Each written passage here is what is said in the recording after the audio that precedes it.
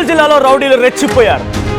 ఒక గృహప్రవేశం కార్యక్రమం దగ్గర అక్కడికి వచ్చి ఆ కుటుంబం పైన దాడికి యత్నించారు. కర్రలతో రాడ్లతో దాడి చేసి 50 మంది దుండగులు అక్కడ ఈ దుర్మార్గానికి దాడికి పాల్పడ్డారు. ఇంట్లోకి చొరబడి మహిళలు, పిల్లలు, వృద్ధులపైన దాడి చేశారు. గృహప్రవేశానికి వెళ్ళినటువంటి బంధువులకు కూడా గాయాలయ్యాయి. అయితే ముగ్గురికి తీవ్రంగా గాయాలయ్యాయి, ఒకరికి సీరియస్గా ఉంది. ఇంటితో పాటుగా కారుని, బైకులని, బయటటువంటి సామాగ్రిని మొత్తాన్ని కూడా ధ్వంసం చేశారు. దాడి మొత్తాన్ని కూడా ఆ జర్నలిస్ట్ చిత్రీకరిస్తున్నటువంటి సమయంలో ఇంటిపైన దాడి జరిగింది. సో అక్కడ ఆ ఇల్లు కూడా ఒక జర్నలిస్ట్ దంట. సో బోడుపల్ దేవేందర్ నగర్లో ఈ ఘటన చోటు చేసుకుంది. దాడికి గల కారణాలపైన పోలీసులు దర్యాప్తు చేపడుతున్నారు. మనం విజువల్లో చూడొచ్చు, సీసీటీవీ కెమెరాలో కనబడుతున్న విజువల్స్ గమనిస్తూ ఉంటే ఉన్నపలంగా ఒక్కసారి ఇక్కడికి వచ్చినటువంటి ఆ రౌడీ మూక, 50 మందితో కూడినటువంటి ఆ రౌడీ మూక అక్కడికి వచ్చి చూడండి, దాడి డైరెక్ట్గా వచ్చి రాగానే ముందుగా కారుపై దాడి చేశారు, అక్కడ ఉన్న వస్తువులపై దాడి చేశారు, రాళ్లతో దాడి చేశారు, కర్రలతో కొట్టారు. ఆ ఇంటిపైన రాళ్ళు, కర్రలతో ఒక్కసారిగా దాడికి యత్నించారు. సో గృహప్రవేశం అనగానే కొంత సందడి వాతావరణం ఉంటుంది. బయట టెంట్లు, ఇతరత్ర సామాగ్రి ఉన్నాయి. సో బయట నుంచి ఒక 50 మంది దుండగులు వచ్చి ఒకసారిగా బండలతో ఇంటిపైన వేయడం మొదలుపెట్టారు. చూడండి, విజువల్స్లో కనబడుతోంది. అక్కడ దూరం నుంచి ఆ రాళ్ళు విసురుతూ ఉన్నారు, ఆ ఇంటిపైన రాళ్ళు విసురుతున్నారు. ఆ ఇంటికి ఆ రాళ్ళు తగిలి శబ్దాలు వస్తూ ఉన్నాయి. సో ఆ వీడియో మొత్తం కూడా సీసీటీవీ కెమెరాలో రికార్డ్ అయింది. కొంతమందికి గాయాలు కూడా అయ్యాయి, చిన్న చిన్న పిల్లలకి తల్లు పగిలిపోయాయి. సో ఆ విజువల్స్లో మనం చూడవచ్చు, తల్లు పడి రక్తాలు కూడా బయటకు రక్తం కారుతోంది. అయినా కూడా వదిలిపెట్టకుండా దాడి చేస్తూనే ఉన్నారు. చిన్న పెద్ద ప్రతి ఒక్కరిపైన దాడి జరిగింది. మహిళలను కూడా చూడకుండా చాలా దారుణంగా దాడి చేశారు. మరి రౌడీ మూక ఎవరు, ఎందుకు ఈ రకంగా దాడి చేయాల్సి వచ్చింది, ఈ దాడి గల కారణం మరిన్ని అప్డేట్స్ మా ప్రతినిధి సురేష్ లైవ్లో అందిస్తారు. సురేష్, సో ఏంటి, ఎందుకు దాడి చేయాల్సి వచ్చింది, ఇంతకీ ఆ రౌడీ మూక ఎవరు, ఎందుకు అక్కడికి వచ్చి దాడి చేశారు?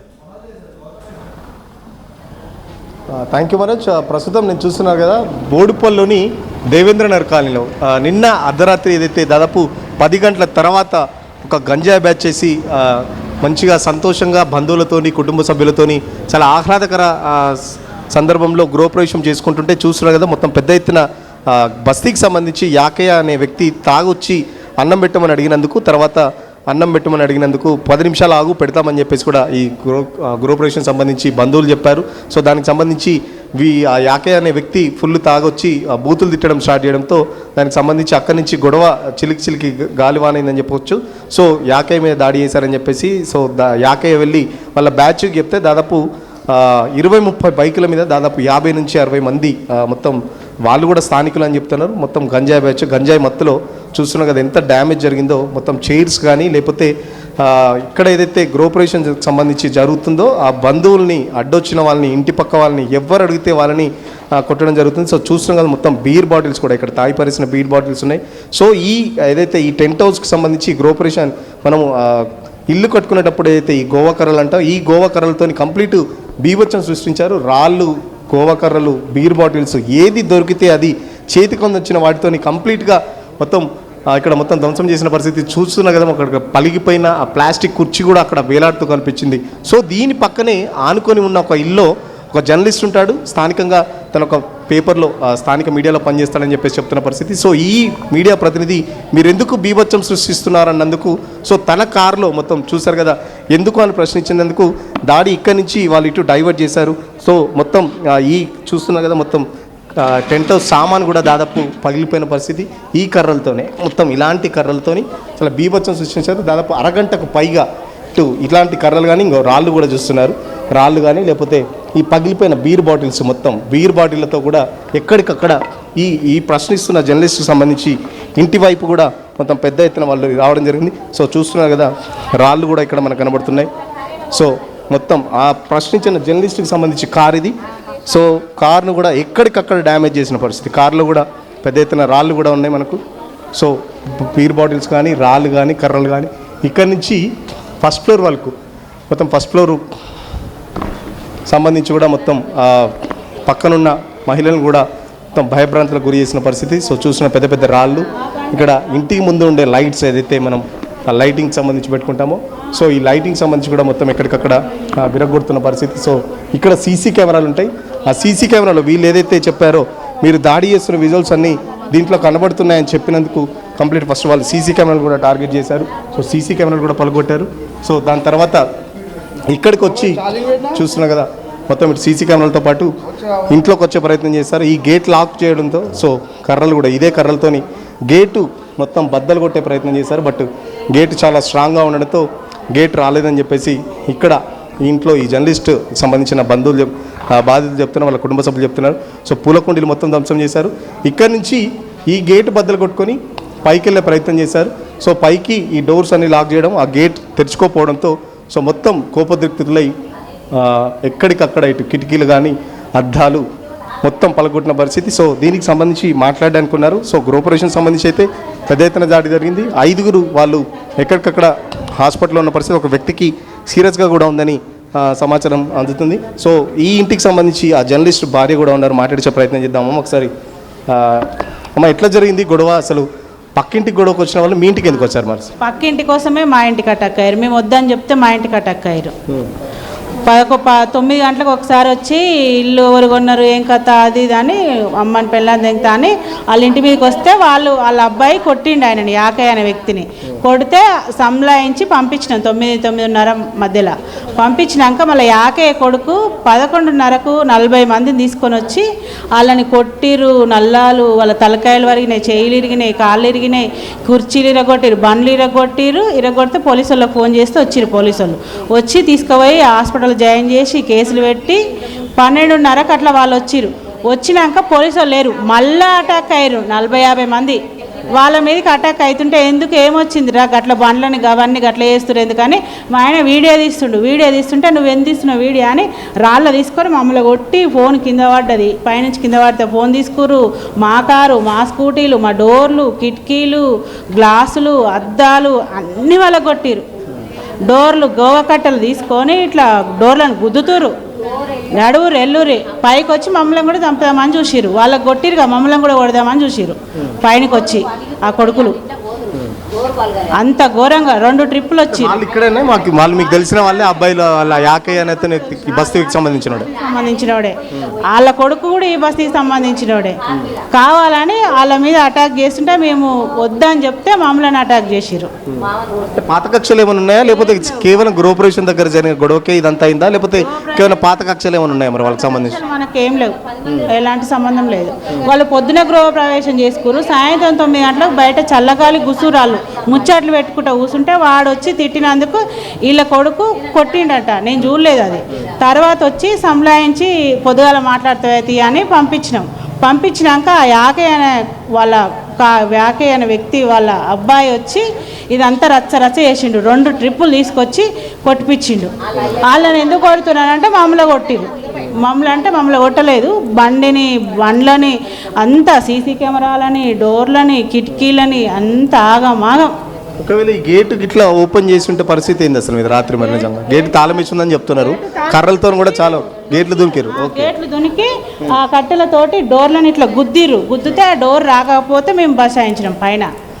మేము పైన ఉంటాము, డోర్లు గోవా కట్టెలతోటి ఇట్లా గుద్దితే రాకపోతే మేము అట్లున్నాం. లేకుంటే మమ్మల్ని కూడా చంపుదామని చూసిరు వాళ్ళు పోరగాళ్ళు. 20 ఏళ్ళే, 20, 21, 23 ఏళ్ళే వాళ్ళే అందరూ. కొంతమంది స్థానిక మహిళలు ఉన్నారు, మాట్లాడించే ప్రయత్నం చేద్దాం. అమ్మ ఇట్లా గొడవ జరిగేటప్పుడు మీరు చూసారా? ఎట్లా అనిపించింది? చెప్పండి, ఏం జరిగింది? చూడలేదు కదా. నేను కూడా ఇప్పుడు వచ్చిన మా మరిది అనమాట. మేము ఉప్పలు ఉంటాము. మా ఇట్లా చేస్తే ఎట్లా చెప్పు, ఈ కాలనీలో ఇన్నేళ్ళ నుంచి ఇప్పుడు 25 ఏళ్ళ నుంచి ఇక్కడ ఉంటుండు. ఈ ఉండే మనిషికే ఇట్లా జరిగితే మామూలు మనుషులకు ఎట్లా జరుగుతుంది చెప్పండి? ఒకసారి ఇవన్నీ బాగా మీరు చెప్పాలి అందరికీ, ప్రజలకు. ఇట్లా జరిగితే అన్యాయం చేస్తే ఇట్లా ఎవరైనా గంజాయి తాగి మందు తాగి అంత ఇట్లా మీద పడితే ఎట్లా చెప్పండి? ఆడపిల్లలు ఉన్నారు, ఆడమనిషి ఉన్నది, ఒకడే మా మరిది పైన ఉన్నాడు. ఒకవేళ డోర్లు వెళ్తే ఆ పరిస్థితి ఎట్లా? వాళ్ళని ఏం చేయాలనుకున్నారు వీళ్ళు? ఏం కక్ష పెట్టుకున్నారు మధ్యలో? ఇదంతా మీరే చేయాలి. ఏదానికైనా ఇట్లా చేస్తే బాగుండదు. ప్రాణాలు పోతే ఎట్లా వస్తాయండి మాకు? మళ్ళీ మా మనసులు ఎట్లా కనబడుతుంది మాకు? దెబ్బలు తాకితే ఎట్లా? ఎవరు పరిస్థితి? అందరం చేసుకుంటూ బతుకోలేమే. ఏ కక్షలు పెట్టుకొని ఇట్లా మనుషుల మీదకి ఎగబడితే ఎట్లా చెప్పండి? చాలా ఇది అన్యాయం కదా. అది మీరు చూడండి, ఇక ఎట్లా చేస్తారో, ఈ పోలీసు వాళ్ళు ఎట్లా చేస్తారో, ఈ రాజకీయ వాళ్ళందరూ ఎట్లా చేస్తారో కొంచెం మంచి చేయండి. కొంచెం ఎన్నేళ్ళ నుంచో ఉన్న మనుషులకే లేకపోతే ఇప్పుడిప్పుడు వచ్చిన వాళ్ళకి ఎట్లుంటుందండి? కార్లు బండ్లు ఏది దొరికితే డ్యామేజ్ చేశారు కదా, మరి ఇంత లాస్ అయ్యారు కదా, మరి ఏం చెప్తారు? మరి ఏం చెప్తాం మీకు, అది మీకే తెలిసి ఉండాలి. ఎంత లాస్ అయిందో మీకే తెలిసి ఉండాలి. పైకి పోయి చూడండి ఒకసారి, ఇన్ని కుప్పలు ఉన్నాయి, రాళ్ళు, కిటికీలు వలిగినాయి, అద్దాలు వలిగినాయి. మనుషులకు వాళ్ళ తలకాయ వలిగితే ఎంత కష్టం చెప్పండి. మా మరిదికి కూడా తలిగినాయి ఇక్కడ విష్ణుకు, ఫోన్ కూడా తీసుకుపోయారు. మరి అట్లా పోతే ఎట్లండి? ఇట్లా ఈ పరిస్థితి ఇట్లుంటే ఎట్లా? ఇది చాలా అన్యాయం ఇది. ఉంటున్నారా? మీరు ఎప్పుడైనా చూసారా గతంలో ఇట్లా పిల్లల్ని ఎప్పుడైనా ఇట్లా దాడులు చేయంగా చూసారా? పిల్లలు చేయంగా మేము చూడలేదు, ఇప్పుడే జరుగుతుంది. ఇట్లా తయారయ్యారు వీళ్ళు, కావాలని వేరే వాళ్ళు పంపిస్తే ఈ పిల్లలు ఇట్లా తయారయ్యి వస్తున్నారు. ఇక్కడ ఈ పక్కోళ్ళది ఇలా పట్టించుకొని అవసరం లేదు, ఊకొమ్మంటే చంపిపోతారా వచ్చి జగుర్జన్యంగా. గక్కడికక్కడ గోదాంలోకి వెళ్ళి చూస్తే గుంపులు దొరుకుతారు లంజ కొడుకులు. అప్పుడు తీసుకుపోయి ఏం చేయాలో అప్పుడు అది చేసి లోపటి నుంచి బయటికి వెళ్ళొద్దు, ఇంకొకళ్ళన్నా భద్రంగా ఉంటారు. మేము 27 ఏళ్ళు అవుతుంది ఇక్కడికి వచ్చి, మాకు తెలియదు. మేము అడవిలు ఉన్నాం ఇక్కడ చెట్లల్లో. పిల్లలు పుట్టి పెరిగిరు, అంత పెద్దోళ్ళని వాళ్ళు చంపడానికి వస్తున్నారు. అంటే మనం కూడా జబర్జన్యం చేయలేం కదా, పోయి మాట్లాడాలంటే మాట్లాడతాం. ఇలా మీద పోతాం మేము. వాళ్ళు పుట్టి పెరిగిరు, మా పిల్లలు కూడా పుట్టి పెరిగిరు. ఇక్కడ వాళ్ళ మీదకి మేము, మా మీదకి వాళ్ళు వస్తే ఎట్లుంటుంది? మనుషులమేనా మనం? రాక్షసులమా? బస్తీలో ఇట్లుంది. ఈయన ఇలేకరు పెద్ద మనిషి, మరి ఈయనకే ఇట్లా జరిగింది. మామూలు వాళ్ళకి జరిగితే ఎట్లా? అది చెప్పురు మీరు. ఏం తెలియని వాళ్ళకైతే వాళ్ళని కోసేసి వెళ్ళిపోతారు కదా. ఎవడు పోతాడు వాళ్ళ ఇళ్ళకి? మామూలు మా ఇంట్లో మేము తెలుసు కాబట్టి ఇన్నేళ్ళ నుంచి బోడు పొలాలు పరిచయం కాబట్టి ఇంతమంది వచ్చారు. మా ఏమైంది, ఎందుకు ఇట్లా చేస్తారని అడిగిన పాపానికి ఇంత ఘోరంగా చేసిరా? అంతే. మీరు ఎందుకు చేస్తారు? మీ దగ్గర సీసీ కెమెరాలు ఉన్నాయి, సీసీ కెమెరాలు తీసేసి మిమ్మల్ని చంపేసిపోతాం అన్నట్టు ఏది తెలియదు. ఇక ఇప్పుడు వీళ్ళు కొత్త వాళ్ళుగా ఎవరు తెలియదు కదా, వాళ్ళకు తెలియదు అని. అంతే మీరు చెప్తారు అందరికీ, మేము జైలుకు పోతాం అన్నట్టు. అంతే కదా. ఇప్పుడు సీసీ కెమెరాలలో చూస్తే జైలుకు పోతారు వాళ్ళు. ఈ ఇంట్లో ఉన్న వాళ్ళని, మా కోడల్ని, మా మనమని, మా కొడుకుని చంపేసిపోతే, ఆ సీసీ కెమెరాలు వీకేసిపోతే ఇంకెవరు పట్టించుకోరు. ఎటువంటి చర్యలు తీసుకోవాలని కోరుకుతున్నారు వాళ్ళ మీద? ఇలాంటి వాళ్ళని బయటికి రావద్దు, ఇంకొక ఊతుకు అనేది ఇంకా జరగొద్దు, తిరగొద్దు రోడ్ల మీద. 10 అయిపోయిందంటే ఒక పిల్ల తిరగొద్దు రోడ్ల మీద. ఇప్పటికీ వీళ్ళతోటి అయిపోవాలి. సో స్థానికులు చూస్తున్నాగా చాలా భయపడుతున్న పరిస్థితి. ఎందుకంటే మహిళలు, చిన్నపిల్లలు ఉన్నారు. సో 2 వీలర్ కూడా, ఇటు కార్తో పాటు 2 వీలర్స్ కూడా ఎక్కడికక్కడ డ్యామేజ్ చేసిన పరిస్థితి చాలా భయానకంగా. ఏదైతే మనం సినిమాలలో దాడులు చేస్తుంటామో, ఒక 50 మందికి పైగా దుండగులు వచ్చి మొత్తం గంజాయి బ్యాచ్లో ఉన్నారు. అందరూ 23-20 ఏళ్ళ లోపలే పిల్లలు ఉంటారు. సో ఎవరికి వినట్లేదు. సో మొత్తం విచక్షణ రహితంగా అడ్డం వచ్చిన వాళ్ళందరినీ కొట్టిన పరిస్థితి. సో మనతో పాటు కొంతమంది స్థానిక బీఆర్ఎస్ లీడర్లు ఉన్నాడు, మాట్లాడించే ప్రయత్నం చేద్దాం. అన్న, ఎట్లా చూస్తున్నారు? దాడికి సంబంధించి ఏం చెప్తారు? ఒక కాంగ్రెస్ నేత వాళ్ళ వెనకాల ఉన్నారని చెప్పేసి స్థానికులు చెప్తున్నారు. మరి ఈ దేవేంద్ర నగరు గత 30-35 సంవత్సరాల నుంచి ఎన్టీ రామారావు గారు ముఖ్యమంత్రి ఉన్నప్పుడు హైదరాబాద్లో ఉన్న రిక్షా పుల్లర్స్ అసోసియేషన్ వారికి ఇక్కడ పట్టాలు ఇచ్చి ఇండ్లు కట్టించిన సందర్భం మనం చూసినాం. చాలా మంచి కాలనీ. ఇక్కడ రోడ్లు కానీ, డ్రైనేజ్ కానీ, స్కూల్ వాటర్ అంతా కూడా అప్పుడు మేము బీఆర్ఎస్ గవర్నమెంట్ ఉన్నప్పుడే దీని అంతా డెవలప్మెంట్ చేసి అభివృద్ధి చేసినాం. అయితే ఇక్కడ ఏం పేరు ఉండమ్మా, ఇంటి ఆయన పేరు శ్యామరావు హైదరాబాద్లో ఉంటాయన. అక్కడ ఆస్తులు అమ్ముకొని, అక్కడ ఇండ్లు అమ్ముకొని, సిటీకి యువతల ఎక్కువ పెద్ద కుటుంబం పెద్ద అయినందుకు పెద్ద ఇల్లు కొనుక్కుందామని చెప్పి ఇక్కడ వచ్చి ఇల్లు కొనుక్కొని దీన్ని గృహప్రవేశం చేసుకుంటే, ఇక్కడ ఉన్నటువంటి ఎవరైతే గంజాయి టీం ఉందో, ఇక్కడ ఉన్నటువంటి ఎవరైతే రౌడీ ముఖ ఉందో వాళ్ళు, అరే మాకు చెప్పకుండా, మా అనుమతి లేకుండా ఇల్లు ఎట్లా కొనుక్కుంటావు, మాకు చెప్పకుండా ఇల్లు గృహప్రవేశం ఎట్లా వేస్తావు, నీ అంతు చూస్తావు, నువ్వు ఇల్లు వదిలిపెట్టి పోవాలని చెప్పి 50 మంది మరి గంజాయి టీం వచ్చి వారి ఇంటి మీద విచక్షణ అయితే కొట్టడం చూసినాం. ఆ ఇంటిని ఎందుకు చేస్తున్నారని చెప్పి అడిగిన పక్క విష్ణుగౌడ్ గారిని వాళ్ళ ఇంటికి వెళ్ళి ఆయన కారును, ఆయన స్కూటీని వాళ్ళ ఇంటి మీద కూడా దాడి చేసి ఆయన కూడా కొట్టిన సందర్భం ఉంది. ఇక్కడ పాపం వాళ్ళ ఆడపిల్లలు వాళ్ళు సిటీకి వెళ్ళి వచ్చి ఇక్కడ గృహప్రవేశం వస్తే కొట్టుకుంటా వాళ్ళని పైకి తీసుకెళ్ళి నానా ఇబ్బందికర పరిస్థితి చేసే సందర్భం కూడా మనం చూసినాం. ఏదైతే ఇప్పుడు ఈ గంజాయి ముఠ ఉందో, గత 2 సంవత్సరాల సంది కాంగ్రెస్ పార్టీ అధికారంలోకి వచ్చినాక ఈ 2 సంవత్సరాల సంది వాళ్ళ ఆటలకు అదుపు లేకుండా ఉంది. గతంలో ఉన్న సీఏ గారికి కూడా మేము చాలాసార్లు దీనిపైన మేము కాంప్లైంట్ ఇవ్వడం జరిగింది. ఇక్కడ గంజాయి అడ్డాలను పెంచి పోషిస్తూ ఉన్నారు, మరి రాత్రిపూట రాబడి చేస్తూ ఉన్నారు, కొత్త వాళ్ళను కొట్టి ఇండ్లు దోపిడీ చేస్తూ ఉన్నారు. వీళ్ళని మీరు అరికట్టాలని చెప్తే ఆ అరికట్టకు పొంగా వారిని ఇంకా పెంచి పోసిన సందర్భం చూసినాం. ఇప్పుడైనా కొత్త సీఐ గారు వచ్చిండ్రు, ఇప్పుడైనా ఇంతకంటే విధ్వంసక పరిస్థితి మళ్ళీ ఏం జరగొద్దు.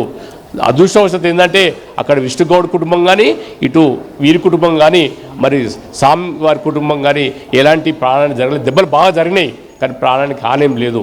కాబట్టి దీనిపైన ఇలాంటి సంఘ విద్రోహ శక్తులను, ఇలాంటి గంజాయి ముఠా నాయకులను, వారింకా ఎంత పెద్ద నాయకుడున్నా సరే, వారింకా ఎంత పెద్ద అధికారులున్నా సరే, మరి ఇలాంటి వారిపైన చట్టపరమైన చర్యలు తీసుకొని ఈ గంజాయి ముఠాను వెంటనే అరెస్ట్ చేసి, మరి ఎవరైతే ఈ ముఠాకు నాయకత్వం వహిస్తుండో వారిపైన రౌడీ షీట్ ఓపెన్ చేసి వారిని బోడుపల్లి పట్టణ బహిష్కరణ చేసే విధంగా ఈ ప్రభుత్వం, పోలీస్ డిపార్ట్మెంట్ చర్యలు తీసుకోవాల్సిందిగా కోరుతూ ఉన్నాం. దీనిపైన మరి ఎవరైతే దాడిలో పాల్గొన్న వారిపైన చర్య కనుక తీసుకోకుంటే, చర్య తీసుకున్నంత వరకు ఎంత దానికైనా బీఆర్ఎస్ పార్టీ పోరాటం చేస్తుంది. మరి వారిపైన రేపు 24 గంటల్లో వారిని అరెస్ట్ కనుక చేయకుంటే, దాడిలో పాల్గొన్న వాళ్ళంతా దాదాపు 20-22 ఏళ్ళ పిల్లలు అని చెప్పేసి చెప్తున్నారు. సో గంజాయికి బానిసలుగా మరి ప్రతిసారి ఇట్లా గతంలో కూడా వాళ్ళ మీద కేసులు ఉన్నాయని కూడా చెప్తున్నారు కొందరు. వారి నాయకుడి మీద సుమారు 7-8 కేసులు ఉన్నాయి. వారి మీద రౌడీ షీట్ ఓపెన్ చేయాల్సింది. జన్నరాజు అని ఇక్కడ ఉంటాడు, ఇక్కడే ఉంటాడు. వాళ్ళ నాయన పాపం చాలా కష్టపడి ఆటో నడిపి వాళ్ళ ఆయన ఉంటే వాడిని ఒక రౌడీ అడ్డగా మార్చుకొని ఆ జిన్నరాజు ఈ ప్రభుత్వం వారి ఇంకా ఉండి అడ్డ ఉండి ఆయన రౌడీగా తయారు చేసి ప్రజలపైన వదిలిపెట్టిరు. మరి అలాంటి సంఘ విద్రోహ శక్తులు ఎవరున్నా సరే వారిపైన చర్యలు తీసుకోవాలి. ఇలా జిన్నరాజు బొమ్మర్దుండా, జిన్నరాజు గ్యాంగ్ ఉందా, ఎవరి మీద అయినా సరే ఈ దాడిలో పాల్గొన్న వారిని, ఈ దాడిలో వెనుక ఉండి ప్రోత్సహించిన వారిని మరి వెంటనే పోలీసులు దర్యాప్తు చేసి వారిపైన 24 గంటల్లో చర్యలు తీసుకోవాలి.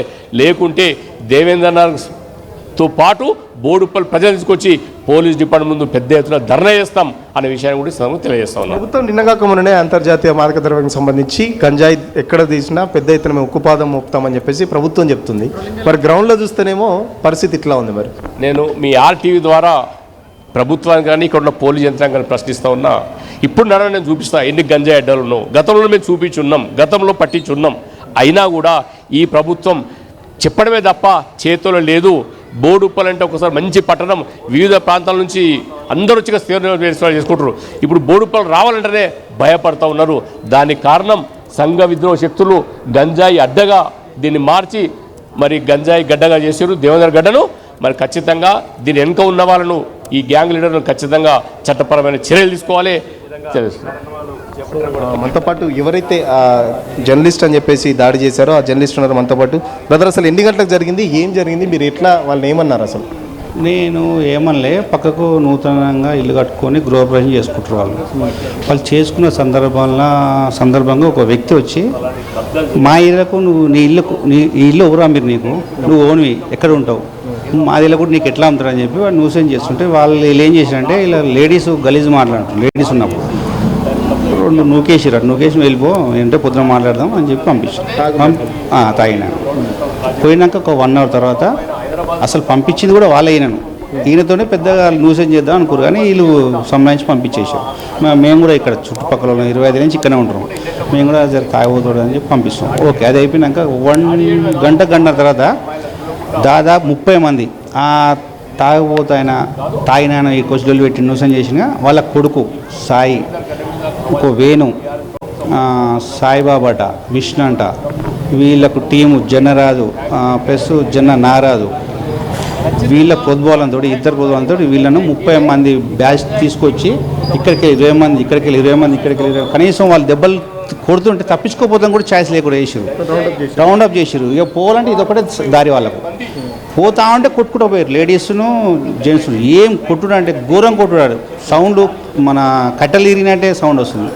పాపం ఆడలు ఏడుస్తున్నారు, బాధపడుతున్నారు. వాళ్ళు సిటీకి వచ్చిన వాళ్ళు అయిపోయినాక నేను పక్కకి ఉన్న బిల్డింగ్ మాది పక్కదే, నేను పైకి వెళ్ళి లేదు ఎందుకు కొడుతురు, మీరంతా మీ లోకల్ వాళ్ళు పొత్తులు వాళ్ళకి తెలియక ఏమైనా జరిగితే ఉంటే కేసు పెట్టరు, లేదా పొద్దున మాట్లాడదాం, మీరు ఇట్లా చేసి కరెక్ట్ కాదని చెప్పి నేను సంబంధించి లొల్లి గట్టిగా మాట్లాడాను. బేరీసి పోతారని, అరే వాడు వీడియో తీస్తున్నారని చెప్పి వీళ్ళే ఒకటి చెప్పగానే ఇక్కడ వాడే రాళ్ళు కట్టెలు ఇక్కడ పడ్డాయి. ఫస్ట్ వాడిని కొట్టరా, వాడు వీడియో తీస్తున్నాడు, మనం దొరుకుతాం రేపు పొద్దున అని చెప్పి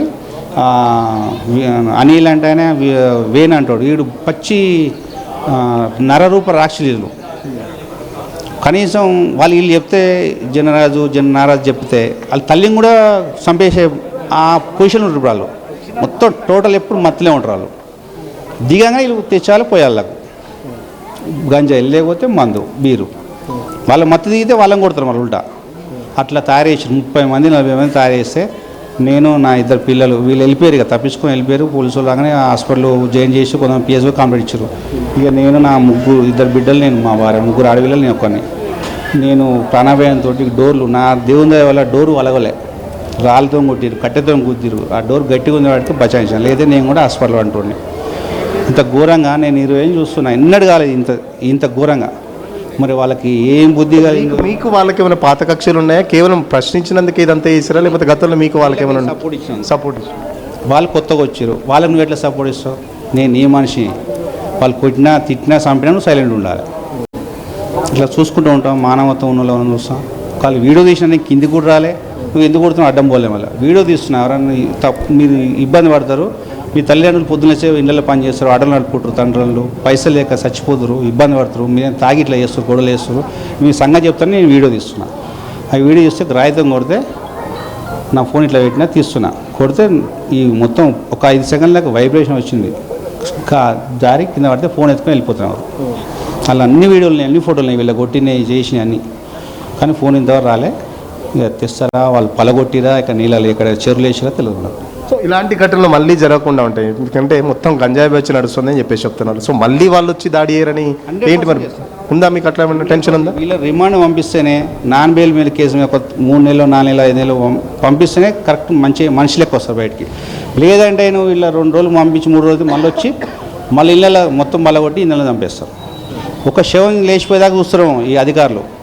వాళ్ళకి అది ఉందేమో, వాళ్ళకే వత్తాసు పంపుతారు. అక్కడంతా ఒక 70 ఎకరాలు గౌతన్నారని గవర్నమెంట్ ల్యాండ్ ఉంటుంది. కబ్జా పెట్టడం, పైసలు రావడం, తాగిపోయడం, పుట్టడం, ఇది వాళ్ళ బస్. వాళ్ళు రిమాండ్ పంపించేదాకా మాకు న్యాయం జరగదు. వాళ్ళ రిమాండ్ పంపించాలి, వాళ్ళకి అన్ని విధాల వాళ్ళు కనీసం ఒక 6 months దాకా బయటకు రాకుండా చేయాలి. ఎన్ని సెక్షన్లు ఉంటే అన్ని పెట్టాలి. ఇప్పుడు పెడితేనే మేము ప్రశాంతంగా బతుకుతాం. లేదంటే ఈ ఇళ్ళన్నీ తీసుకోమని వాళ్ళనే మేమన్నా వెళ్ళిపోతాం. ఈ దెబ్బలకు, ఈ భయాలకు, ఈ పిల్లలకు భవిష్యత్తు ఆగం ఎంత మంచిగా ఉంటుందో అంత ఆగం చేస్తారు ఈ 5 years నుంచి ఇదంతా. ఓకే, చూస్తున్నారు కదా, గ్రూప్ రేషన్ సంబంధించి వాళ్ళు భయపడి లాక్ చేసుకొని పోయిన పరిస్థితి. ఎందుకంటే వాళ్ళు స్థానికులు కాదు, సిటీ నుంచి వచ్చి కొద్దిగా తక్కువ ధరలోకి వస్తుంది, ఫ్యామిలీ పెద్దగా ఉందని చెప్పేసి ఇక్కడ తక్కువకి వచ్చిందని చెప్పేసి కొనుక్కున్నారని చెప్పేసి చెప్తున్న పరిస్థితి. ఏదైతే ఈ స్థానికులు నిన్న వాళ్ళు వచ్చి గొడవ పెట్టారో, మాకు తెలియకుండా ఎట్లా ఇక్కడ ఇల్లు కొంటారని చెప్పేసి పెద్ద ఎత్తున ఒక పథకం ప్రకారం వచ్చి వాళ్ళు దాడి చేశారని చెప్పేసి చెప్తున్న పరిస్థితి.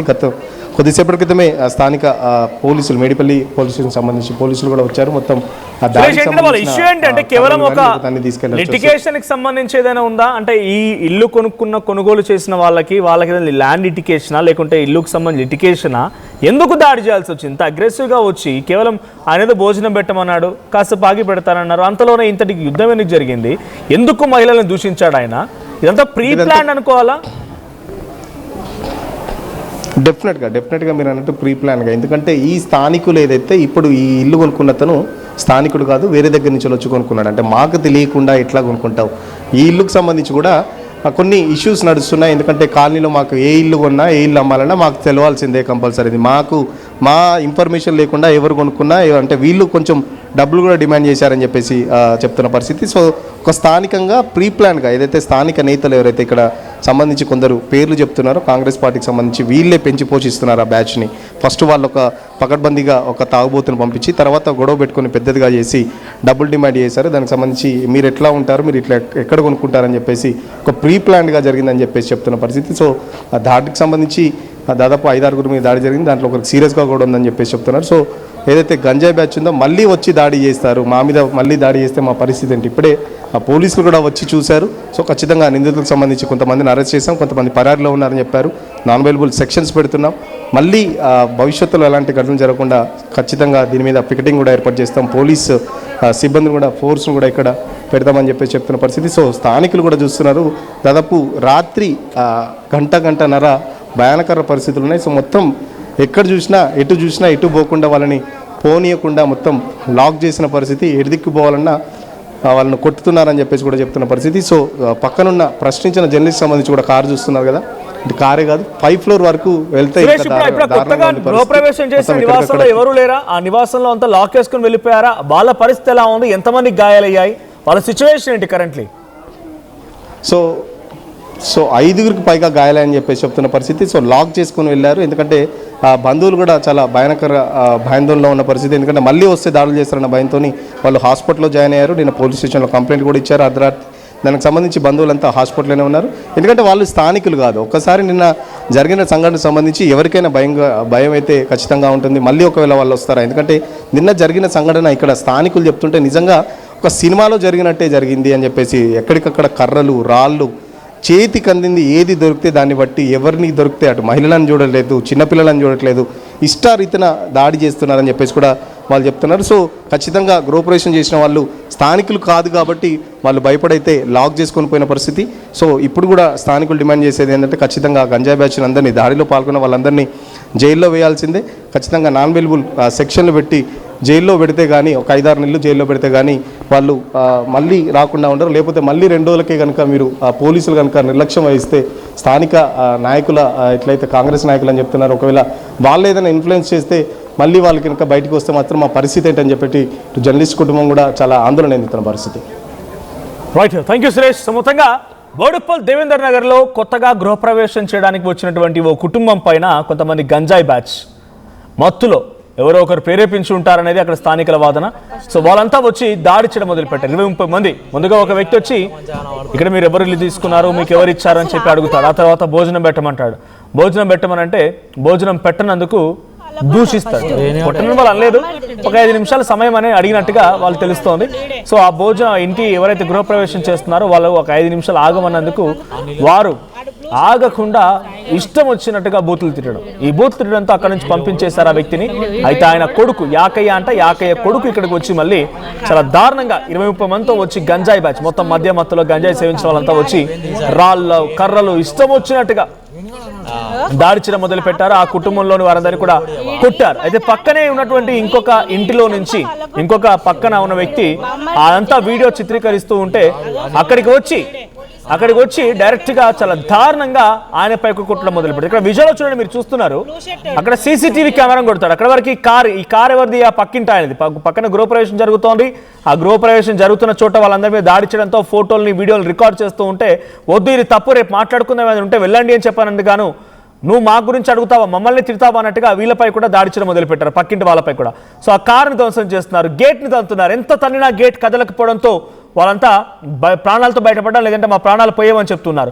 చూడండి, సీసీటీవీ కెమెరాలో ఒక రాయితో కొట్టడంతో సీసీటీవీ కెమెరా వణికిపోయింది. అప్పటి వరకు రికార్డ్ చేసిన ఆ సీసీటీవీ కెమెరా సడన్ గా రాయితో కెమెరా కొట్టడంతో కెమెరా కూడా ఊడిపోయింది. ఆ విజువల్స్ మీరు చూడొచ్చు. అప్పటి వరకే ఆ కారు ధ్వంసం చేస్తున్నారు, కారు అద్దాలు పగలగొడుతూ ఉన్నారు, కారు అద్దాలు ధ్వంసమవుతూ ఉన్నాయి, కారుని పూర్తిగా ధ్వంసం చేశారు, ఇంటిపై రాళ్ళు రువ్వారు. సో సీసీటీవీ కెమెరా పైన కూడా ఒకసారిగా ఆ రాయితో కొట్టడంతోనే ఆ సీసీటీవీ కెమెరా కూడా పగిలిపోయింది. సో ఇంతలా ప్రతి ఒక్కరు వాళ్ళ విధానం, వాళ్ళు అక్కడ జరిగేటువంటి ఆ తీరు చూస్తూ ఉంటే పక్క గంజాయిల మధ్యమత్తులోనే జరిగినట్టు కనబడుతోంది. సో ఇటువంటి వారి నుంచి మమ్మల్ని మేము కాపాడుకోవాలంటే మాకు ప్రాణరక్షణ, ఎస్ ఇది ఆ దాడి, ఆ ప్రాణరక్షణ ఉండాలంటే డెఫినెట్గా వీళ్ళందరినీ అరెస్ట్ చేయాల్సిందే, తగు శిక్షలు వేయాల్సిందే. అంటే మా ప్రాణాలు డెఫినెట్గా మేము ఇబ్బందులు ఉన్నట్టుగానే భావిస్తున్నాం. ఆ గేట్ కనుక ఓపెన్ అయి ఉంటే మా ప్రాణాలు కూడా పోయేవన్నట్టుగా ఆ పక్కింటి ఆయన మాట్లాడుతున్న పరిస్థితి. సో ఒకసారి ఆ విజువల్స్ చూస్తుంటే చాలా దారుణంగా ఉంది. సో ఇలాంటి ఒక గంజాయి బ్యాచ్ని, ఇలాంటి ఒక చిల్లర బెదవల్ని ఏం చేస్తే బాగుంటుంది? సో మీరున్నటువంటి పరిస్థితుల్లో ఎవరైనా బోడుప్పల్ నుంచి కనుక చూస్తున్నట్టయితే మీకు వీళ్ళ డీటెయిల్స్ తెలిసినా లేకపోతే వీళ్ళ పేర్లు తెలిసినా కామెంట్ చేయండి. అట్ ది సేమ్ టైం ఇటువంటివి జరగకుండా ఉండాలంటే ఏం చేయాలి? సో ఇటువంటివి మీరు కూడా ఏదైనా సిచ్యువేషన్ ఫేస్ చేస్తున్నారా? మీ అభిప్రాయాన్ని, మీ దగ్గర ఉన్న సిచ్యువేషన్ కూడా కామెంట్ చేయండి. చెప్తా మనం ఏం చేసినాము వీళ్ళని?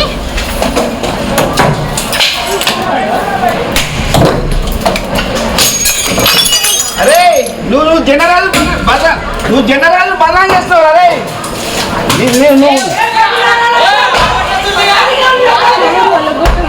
పాపము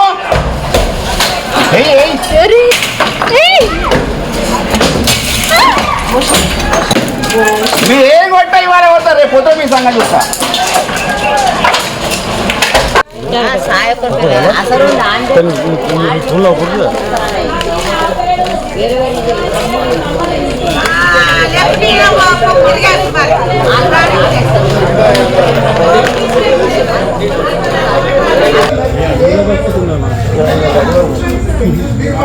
వీళ్ళు కరెక్ట్ స్టడీ లేరు. స్టడీ ఉంటే వీళ్ళు దాన్ని తీసుకోవాలి. నలుగురు కొడితే దెంగేదురు కానీ వీళ్ళు కూసురు మంచిగా మాట్లాడుతారు. లేనా నేను ఇడిదాకా వచ్చినా, నువ్వు మెనకాల చూస్తున్నా ఇడిదాకా వచ్చినా నన్ను అలా నలుగురిలో ఇద్దరు గట్టి కొట్టారు అనుకో వెళ్ళిపోతారు. వీళ్ళు ఎన్న కూర్చొని వాళ్ళు రప్ప కొడుతారు. వీళ్ళు కన్ఫ్యూజ్ అయిపోయి కూర్చొని ఇప్పుడే వచ్చి నేను ఇట్లా బండి కట్టిన షర్ట్ ఇద్దరు వచ్చారు ఫస్ట్.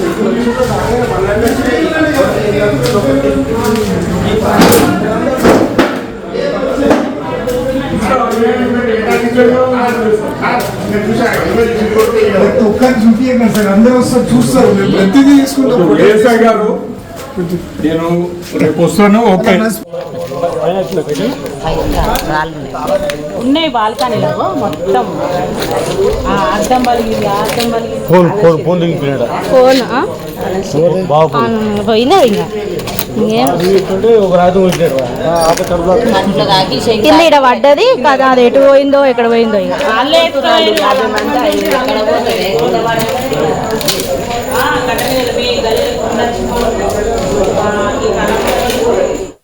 జలుబు తలనొప్పి ఒళ్ళు నొప్పుల నుంచి ఉపశమనం శాస్త్రీ బామ్. జలుబు తలనొప్పి ఒళ్ళు నొప్పుల నుండి ఉపశమనం శాస్త్రీ బామ్ ఇప్పుడు 5 రూపాయల ప్యాక్ లో కూడా. టోర్నమెంట్ కి ముందు పెయింట్ ఎలా చేస్తా. చిన్న చిన్న ఆనందాలు 35 ఏళ్లుగా నా జీవితంలో లేవు. 35 ఏళ్లుగా నేను డైపర్లలో బ్రతికాను. 6 సెంటీమీటర్ల ఫిస్టులా నా మూత్రాశయంలో లీక్ కారణమైంది. ఎవరూ నాకు సహాయం చేయలేకపోయారు. ఏఐఎన్యూలో వైద్యులను కలిసే వరకు అక్కడ వారు రోబోటిక్ శస్త్రచికిత్సతో నాకు పరిష్కారం ఇచ్చారు.